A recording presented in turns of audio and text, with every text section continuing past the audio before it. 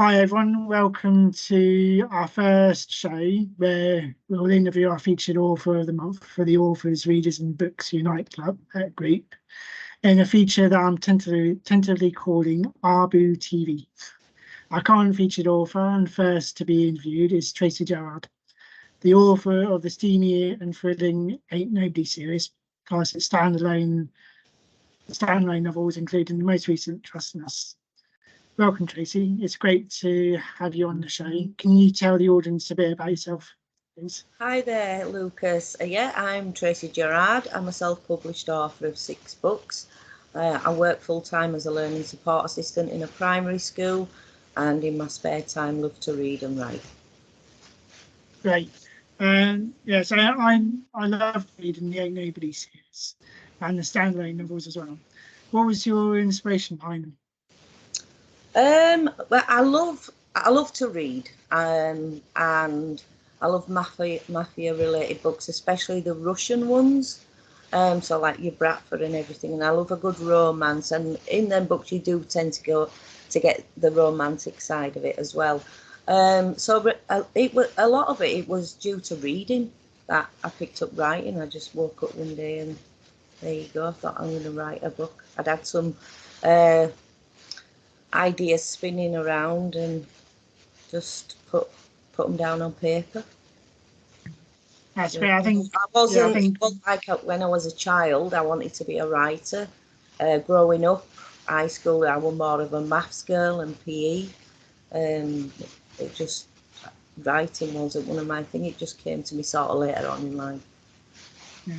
Yeah, it's great. It's similar to my own story as well. I loved reading as a child. And just went on from there. Yeah, so I understand that. So reading for your books, I realised that you have a distinctive storytelling perspective. For example, it's first person, but from 2 characters' perspectives. I was just tell us how you came about that and what made you to write in that style. Again, through reading, I read lots of author books that I read that are in first person, and I picked it up from there. I like to see both sides of the story as well, as long as they're not sort of saying the same thing. You know, you hear it from the woman's side and then you hear exactly the same from the man's side. I don't like that kind of thing because it's just repeating. But I like to know what's going on behind that person as well as that person, if you see what I mean. So yeah, for me, it's an easier way for me to write. I would like to write in third person one day, and one day I might give it a go. But for now, it's still first person, and from both points of view. That's great. Yeah, as authors, we all have different ways to reacting to feedback. I'm curious to know what your opinion is on about criticism and how you react to negative criticism. Well, I suppose like any author, disappointed, really, a bit upset. But I think now I just take it as another review. As long as they're not mean about it, then I'll just, any constructive criticism I'll take. But I do have, there is one on one of my books. I think it's on The Deeper We Fall, and it did sound quite mean actually. So that one upset me, but I've not, apart from that one, I've not really had any sort of, I've had some star ratings with 2s and 3s, but I've not had no review with it. I've had a couple of people say that the book would have been, was good enough without all the steamy sex in them and stuff like that. And I suppose, for some readers, they don't like that bit. But, it's what I write, so it's in there. Yeah, you can't please everyone, can you? You can't, no. And I also look at top authors out there. I mean, some books that I've read, the New York Times sold 1 million copies, over 1 million copies, and they all get sort of low ratings and bad reviews as well. Only the difference is they've got thousands of reviews, and where someone like myself just don't have nowhere near that many. Yeah, we just need the chance, really, don't you? Yeah, yeah. Yeah, we'll get our chance. We'll be millionaires this time One next day year. maybe. Yeah. You never know. Yeah, and I love your portrayal of Vlad in the Ain't Nobody series. He's quite a flawed character. He's got his temper, but he's not what you call like a toxic, uh, as toxic masculinity that you hear about these days. Uh, how did you come to write his character, and what was your inspiration for him? Again, I think reading mafia-related books, I picked up on that. I wanted someone who had come from Russia, who'd been there, who had been gone through so much upset and sort of danger in dangerous positions in his life, had to do things that, you know, not many do have to do. That he was, I wanted him to be a protector as well, and a family man, and wasn't scared to show his love for his family and would do anything for them, even though his father was nothing like that. You know, he was brought up so differently. That I wanted him to, like, have a big heart, but also come across a little bit intimidating. You know, this don't mess with me character, this larger than life man that, you know, within his little circle is a pussycat, but anybody out of that, you know, you just need to watch him a little bit. And of course he had to come across attractive as well, you know, to the ladies. So I'm thinking with When We Dance and When We Hurt, I mean, When We Hurt, you get the backstory of his life, so you can see what he's done, what he's gone through, where he's come from, to where he is now in the first book, where you're meeting him and Holly and all the friends and family and things. And I think you can, you know, the readers, I hope that he played with their emotions a little bit to what he had got to go through when he tells his story to Holly. And I'm hoping I got it right. I hope I, you know, that I got across what I wanted to do with him, with Vlad. I think everybody likes him. I get a lot of good feedback about the character. Yeah, he's a great character. And even though he's had like a negative childhood, and his first wife was a bit of a negative character as well. Yeah. He seemed to like just rise above it all. Yeah. Yeah, and the same goes for Holly's character. Really. Well, again, She's quite flawed. Yeah, sorry. So yeah, she's quite flawed and slightly damaged as well, but she can hold her own, especially with Vlad. How did you come to write her character? Is she based on anyone you know? No, she's not based on anyone I know, but what she's gone through, she went through so much as a young child and a teenager, and then even into her 20s and into her 30s with her ex-husband.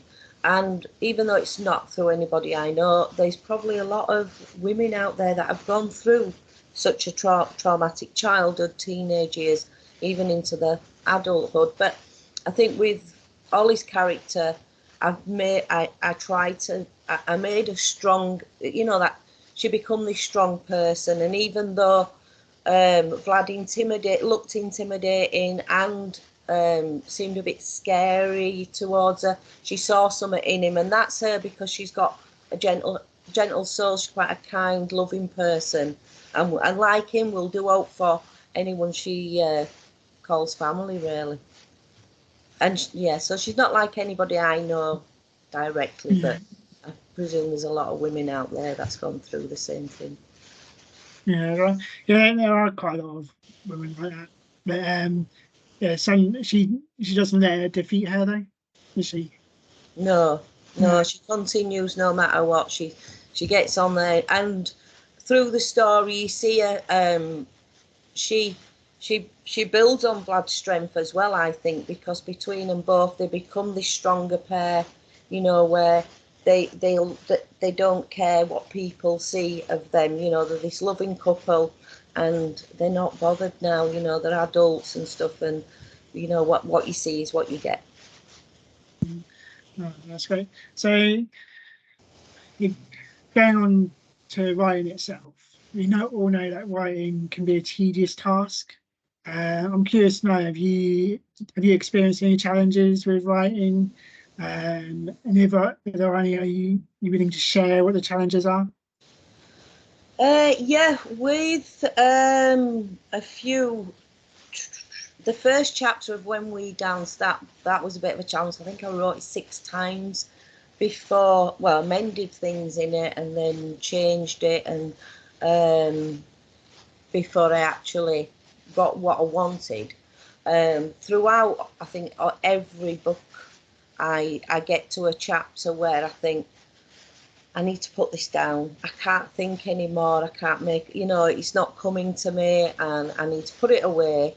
And I put that away, but because I like to write most evenings, I've always got something else to go to where, and I can write, you know, into another book, and then I go back to that. I've seen me just put a load of stars across that page and continue onto the next chapter, because I know what's coming next, and I want to get that down before, you know, I forget it. I've made notes, but sometimes my notes, you can't make sense of them.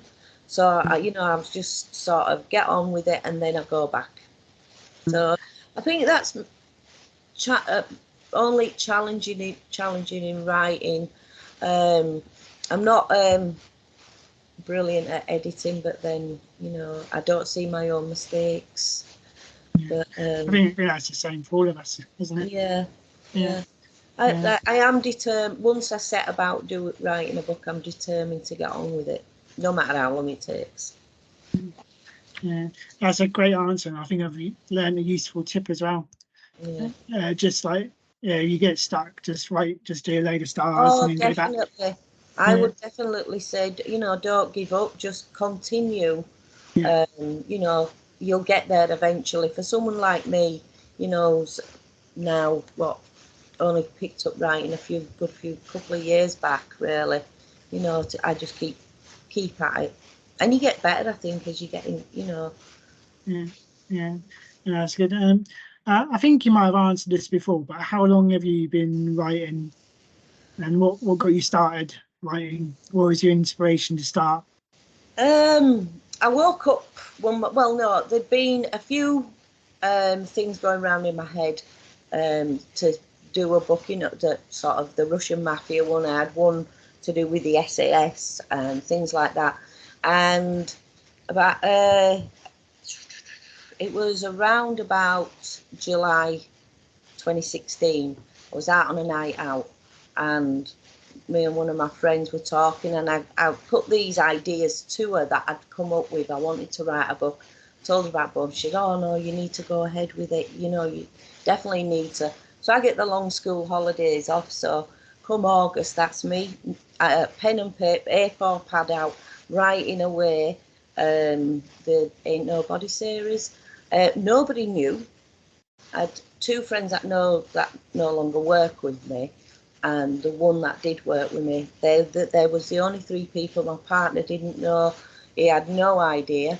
My family didn't know, and it wasn't for about over a year. I'd wrote quite a few chapters by hand. Then I had to type them all up.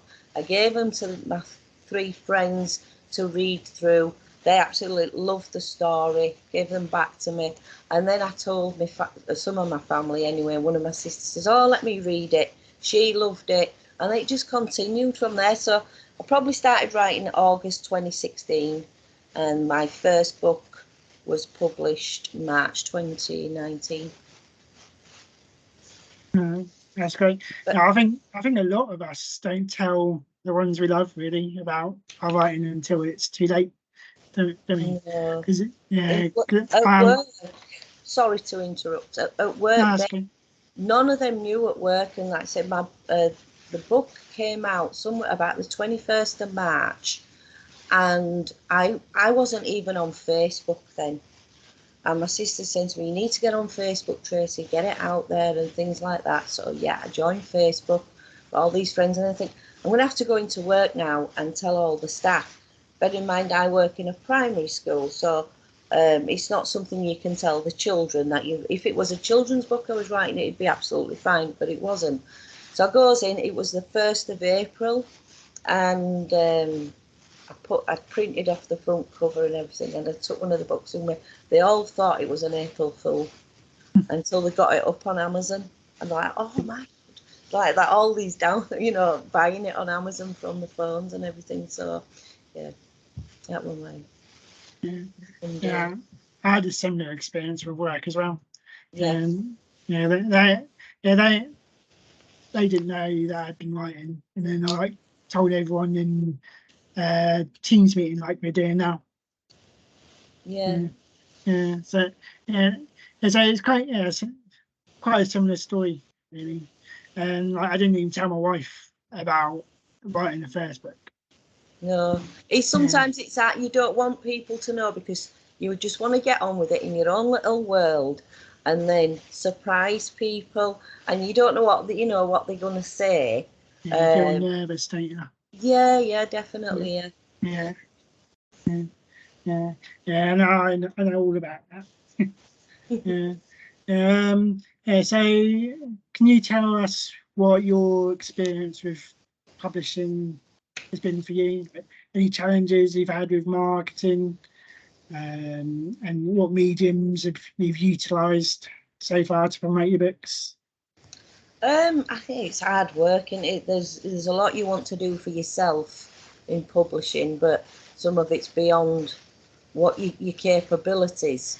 So you're trying to find someone to edit, to proofread, to design a front cover, all that type of thing. It's costly. You've put this hard work into writing this book, and then you've got all this money to pay out to get things like that done. Marketing. Author sites are brilliant. They you to and fro. There's lots of different ones out there, and sometimes, I'm in a few. Well, I'm in quite a lot, and I'll focus on certain ones for a while. But like yourself, there's a lot of the same people in them, and if you've read everybody's books, you've got to find ones that haven't read. So sometimes that can be a bit of hard work. Designing posters. Eventually, I've been able to, with help from other self-published authors, I've been able to to do that, and that helps. I think she can get them out further, like on my own page, and then my friends and family share them and stuff, things like that. Ads, Facebook ads for me were no good, but I think I may have done that one wrong. Amazon ads, I've had good response from them on some books, and sometimes I've done a few. Sometimes the first time it didn't go well, but then second, and I've done them a few times, I've not done too bad. So read the first book, when somebody's reading them, they're going straight on to second and third. You can see it on your sales reports and stuff. And then hopefully they've seen your name, and then they buy, they're downloading your other books or purchasing. So sometimes Amazon ads work really well. But I think that's the one that I think is the better one for me. Yeah, they're expensive though, aren't they? They can be expensive. You've just got to be careful. Play around with them a little while. Some people say, and I know a lot of authors do this. None that I know personally, but I know they do. They can have it running constantly at a set amount, and they let it run. If you've got that kind of money to do that, that's absolutely fine. But if you haven't, then again, it's a knowing. It's one you can't use it, because, like you say, they can become expensive, and the more clicks you get, the more Amazon will say, to up your daily amount, if you see, do you know what I mean? So, and you're tempted to do that because you can see you're getting all these clicks, and then you've had a few sales out of it, or a few, you know, somebody's reading, and you think, oh yeah, I'll do that, and before you know it, you think, I need to knock that down a touch, you know. Yeah, it's a great feeling, isn't it? Yeah. Good. Can you share with us anything you've got in the pipeline? Yes, I'm writing a series now. Titles at the moment. Well, the series, it's a series of 5 books. It's called Summer Nights, Knights. Summer being the surname of 5 brothers who run a security company. There's Kane, Callum, Mason, Connor, and Henry, and they're all brothers, like I say, and they run this security company. I've done the first draft, the first write of the first book. That's Kane's book, and again, it's got a romance in it. It's a bit of a mystery going on, a bit of a suspense in there. It's sort of multi-genre, genre book. I've tried to tone it down, but then I feel like I'm missing some, as in the steaminess of it. I've toned it down. There's hardly any swear words in it. But I think when I go back to it and read through it again, knowing me, I'll probably add a lot more to it than what's already in. That's called, at the moment, I'm playing around with either her protector or protecting her in that one. The second one I've started, and that's Mason. I'm just developing the characters at the moment in that one, though, as well. There's a lot, it's really early days in that one. Everything's, like I say, I've got all the characters in the first one. The stories wrote out, the chapters are all done. It's just going through it all again in the first one. Like the second one, I'm playing with the title of Saving Them in this one. And then I'm hoping by this time next year, I'll probably have 3 of the books out, and the other 2 to follow, sort of maybe towards the end of the year. It depends how things go, because normally I do write every night, but since every time I pick my laptop to write something, I'm getting called away to do something else. It's been since before I went away, I've had busy getting packed and sorting everything out to go away for a few weeks, come home, back to work, and then it's just been busy home life as well. So I've not really done much writing, but that's what I'm on with at the moment. Yeah, that's the main challenge to us, really, isn't it? Just busy lives. Yeah. Especially when you work full time. I mean, like some self-published authors are retired. They've got lots of time to get on with things, and some of us have to go to work, I'm afraid. Yeah. If only we had the money. Yeah. True. Yeah. So we've almost come to the end of our interview now. Is there anything that you would like to share with the viewers about your books and that I haven't mentioned in the interview so far? Yeah, I just wanted to mention, I don't know if you can see these. Can you see them? Oh yeah. Yeah. Just about. I just wanted to. There's When We Dance and When We Hurt. Yeah. They were the first 2 books of the series. When We Love, which is this one, wasn't supposed to be, but my sister wanted more from the couple and everything that were going on, so I ended up writing this one. So that's the order they go in. Just wanted to put them in order because some people get a little bit confused when we're having these couple of spin-offs. The next one is The Deeper We Fall. The Deeper We Fall is set 6 years prior to the Ain't Nobody series, and it tells the story of Vlad's eldest son and his wife, so Sebastian and Izzy. It can be read as a standalone. People could read it before, then read the series, or read it straight after the series. It's entirely up to them. There might be the odd spoiler, but I did try not to put any spoilers in that one. The next one is Let Me Now, Let Me isn't one of Vlad's sons, but it is his solicitor and a wait that his solicitor Zach and one of the waitresses from his restaurant, Jennifer. And to be fair, I absolutely love that book. I do. I love Vlad. I love the series, but I was so glad to be right when I started writing that. It would just took me out of my comfort zone a little bit with a few things. But yeah, I absolutely adored writing that. My sixth book, which I don't have a copy of, only because, as you know, Lucas, it had only been out a day before the book were even published.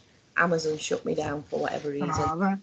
That must have been like healthy. It was 6 weeks of just pure nightmare. I won't go into all details, but eventually 6 weeks afterwards, they reinstated my account.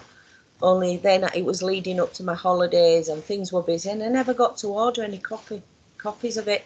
Come back from my holidays, still not ordered any copies, so I need to order some for myself.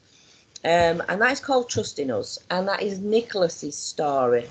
So, as anybody who's read the Ain't Nobody series, the Sebastian, Nicholas, Daniel and Lucas. I won't be writing Daniel's story for a long while yet.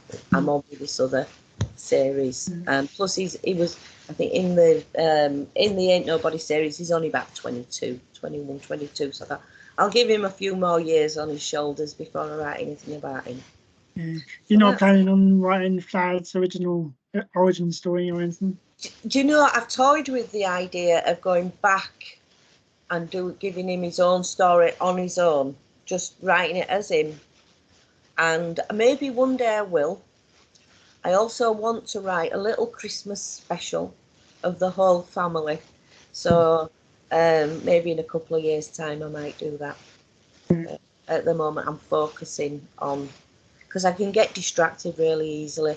If I now I think, oh, I could do a Christmas story, I'll start writing that and I'll put to bed the series I'm doing now until I've got that done. So if I get distracted on Vlad and his goings on, I won't get my other series done. So not at the moment, but maybe in a couple of years' time, maybe. Yeah, that's great. So yeah, I think we've come to the end of our interview now. Thank you for being a great interviewee. Thank you. I hope I did okay. Yeah, it's great to have you here for like a very first one, and I think we managed to get through it. Yeah, without too many stumbles and mumbles. Yeah. Great for having you on here. Okay, thanks for having me, Lucas. Thank you.